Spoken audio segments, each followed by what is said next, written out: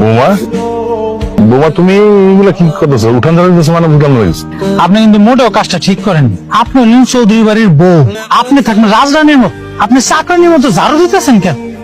আসলে আমি ভাবতেছিলাম কি উঠানটা অনেক ময়লা হয়ে আছিল তো, তাই একটু ঝাড়ু দিয়া দিই। তো আমার লক্ষ্মী বৌমার মতো কথা। তুমি হইলা আমার একমাত্র আদরের ছেলের বউ, তুমি কেন এসব কাজ করতে যাবা? তুমি কোনোদিন এসব কাজ করবে না।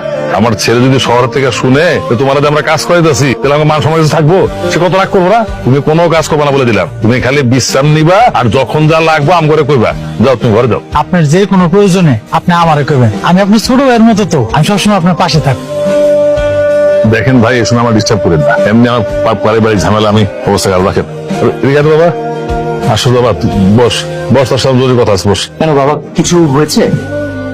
ওরা কি বাকি আছে রে বাজার? ছোট লোকের মাইয়াটারে বিয়া করে তুই এবারে বউ বানায় আনছস, আর এই ছোট লোকের বাচ্চা এবারের মান সম্মান সব মাটির লগে মিশাই দিচ্ছে। তোর আপন চাচাতো ভাই, ছি ছি ছি, কি যে করি আমি এখন।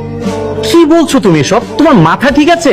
বাবা দেখো, আমার বউকে তোমার পছন্দ না সেটা আমি খুব ভালো করেই জানি। তার মানে এই না যে আমার বউকে নিয়ে তুমি যা খুশি তাই বলবে। এরকম উল্টা